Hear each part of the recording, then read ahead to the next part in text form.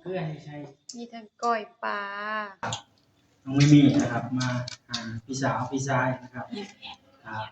แรงงานลาวเขาก็คือจังซี่มาหากันนะครับกับอันนี้ก็ไว้ต้มปลานิลนี่ก็ผักโอ้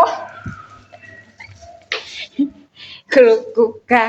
อันนี้ก็ผักเตรียมไว้กินกับก้อยปลานิลทางนั้นเฮ็ดอีหยังทางไหนอ่ะน้ำตาลกระปุ้นท่านข้าวปุ้นโอ้แม่ครัว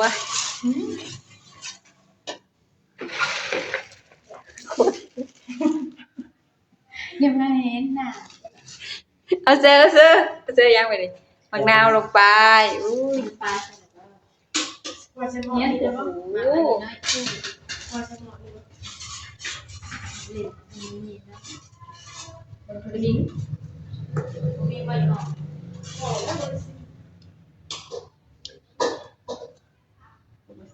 บ่ได้กินแต่เหิงแล้วเนาะกินตั้งแต่แม่เฮ็ดให้กินอยู่บ้านน้ำบนทางนี้เด่นแข็งจะเหี่ยวจังเลยเวลาเอาเลยนี่เอาพริกขั่วลงไป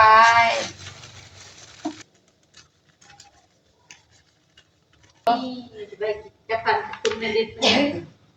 วนี่ก็เอาค่ะก็บ่เชื่อเบิดเราก็ไม่ใส่หมดมีจะได้จะลงพริกได้มีข้าวปุ้นทำได้เลยเอามาเป็นเดียว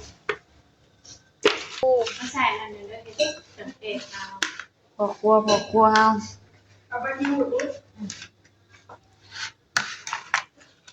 นี่บ่ได้กินแต่เหิงเลยเนาะมาจัดจักมื้อจักใด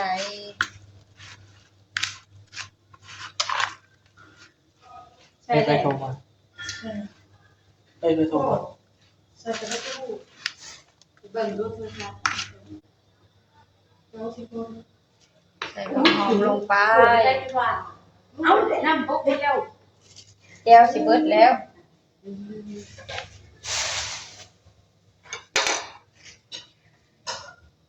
ใส่หอมมีอย่างเกินหอมอย่างก็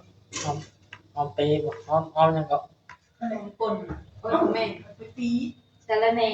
นั่นเองนี่เสร็จแล้วปีกูปูเนี่ยปีสิจักมือเราก็สิไปครัวต่อบัดกินซุปเด้อพี่น้องบ่ได้กินดิบของครัวปลาบ่แม่นครัวต่อ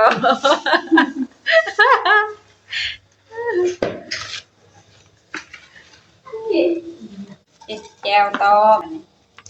จะกินกับก้อยปลาต่อมีแต่ต่อบ่แม่นต่อมีปลา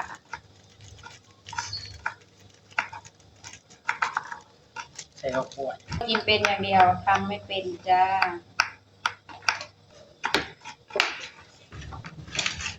ใส่ถั่วฝักยาวลงไปน้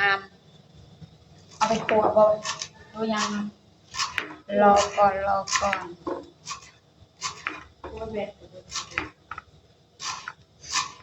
รอหม้อยังบ่ว่าง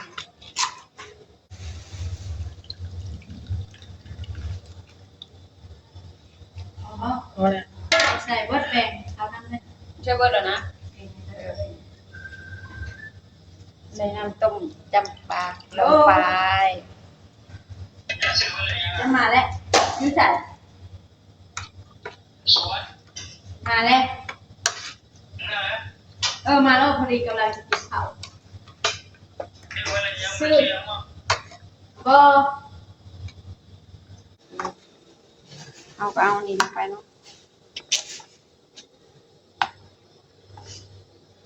เห็นหน้าฉันก็ได้นะไม่ใช่เอาไปเนี่ยเจ็บเดียวเอาเกลือให้ใช้มีทั้งก้อยปลาพันกระปุ้นน้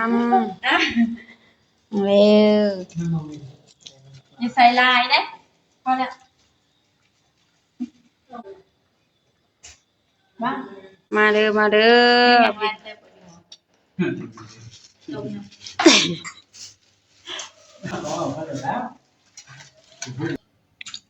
สบายดีสวัสดีค่ะทุกคน สวัสดีครับ สวัสดี FC น้องมิมี่นะครับทักทายสบายดีพี่ FC ทุกท่านนะครับตอนนี้ครับน้องมิมี่นะครับมาหาพี่สาวพี่ชายนะครับครับแรงงานลาวเขาก็คือจังซี่นะครับมาหากันนะครับก็ต้องหาข้าวหาน้ำต้อนรับกันนะครับเพื่อนน้องนะครับ บ่เห็น น้องมิมี่ก็มาไกลอยู่นะครับ แล้วมัน คนละบ่อนบอกกินแหละ เนี่ย หาข้าวมาสู่น้องมิมี่กินเลยนะครับ เอากระดัง กินข้าวน้ำกันนะครับ นี่นะเข้าไปแล้ว ต้มปลาก้อยปลานิ่ม เย็นเป็นตูดไปเป็น พันข้าวปุ้นอีกโอ้ยนะครับนานๆที่ซีเรียนนะครับเรากินแหล่งกินข้าวปกติก็จะเห็นจะไปถ่ายคลิปนะครับยูทูบเบอร์ก็ยิ้วข้าวเป็นอยู่เด้อนะครับพี่ๆมาเอาหลายอย่าให้หาย เด้อ มาสิ ทุก ควาย ค สุด น เลย ใช่ โอ้กินข้าวแรงน้ำมันนี่เด้อ เอาเอาน้ำแป้ง ก้อยปลาเมี่ยงขนมจีนย่างเข้ามาแล้วนะแซ่บไป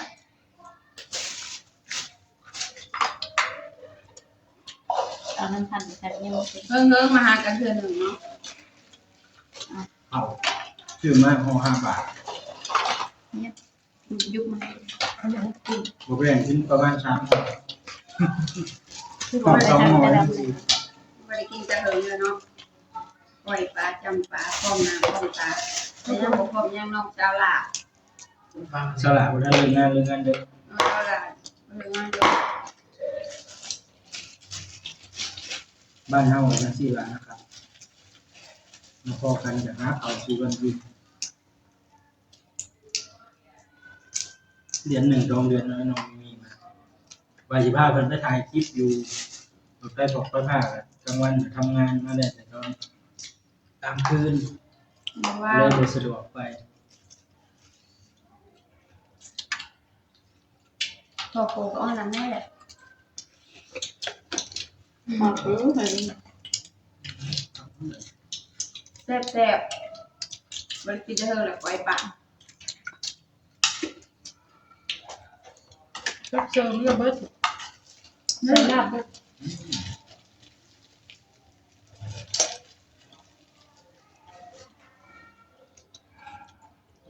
คำใหญ่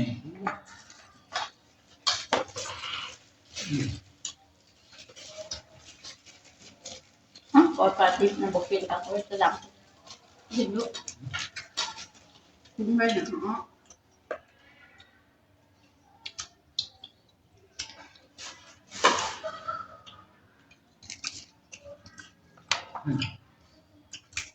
ตัว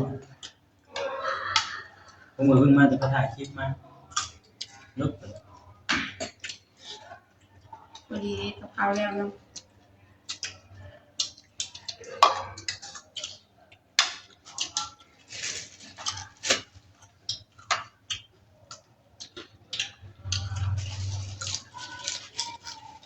แก้วมาเป็นน้ำพัน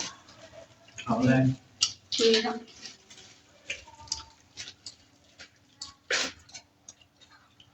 อืม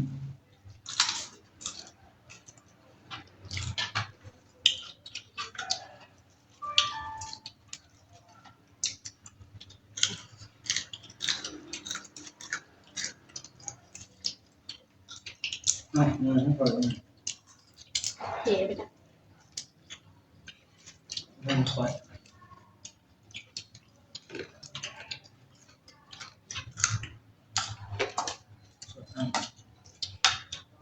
มีไงมาเลย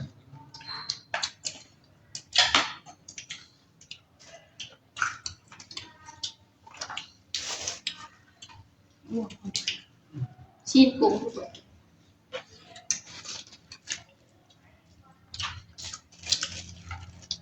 อยากเป็นความสวยความงามของเมืองไทยก็บ่มีเวลาเนาะเลิกงานแล้วก็มาเข้ามาหาเลยงาน อ๋อเขาไปเลยยังเนี่ย หาการติดขัดแล้วเราอีกเบอร์อีกมาจ้ะ พ ยังเรียนเข้า โอ้โห กินไม่กิน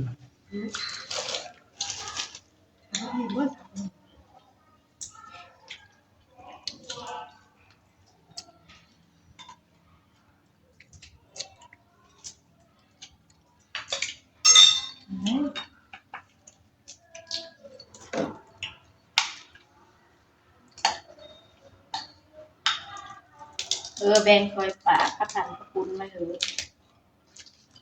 บ่อยน้อยอยู่บ่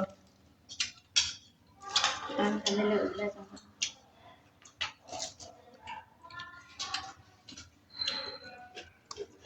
เมี่ยงขนมจีนกินกับข้าวเหนียว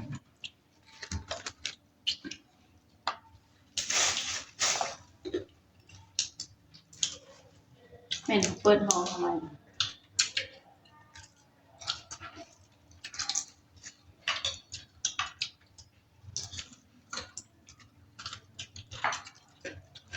พอแล้วปิดแล้วรักมัน